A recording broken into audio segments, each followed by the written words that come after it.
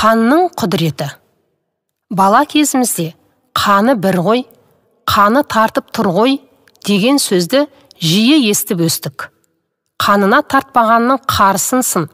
Тағы басқа қан деген қасиетті ұғымдардың астарында туыстық жақындықтың нышаны жататынын аңғаратын едік.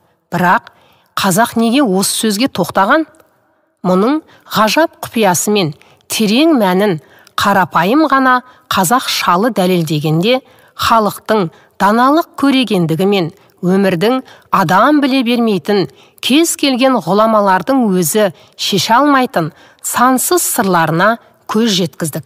Сонымен қан. 1895 жылы әйгілі Бұхара медресесін бітіріп, дәмолла атағын алған Кәтен 1899 жылы Мекке мен Мәдинаға барып қажы атанды.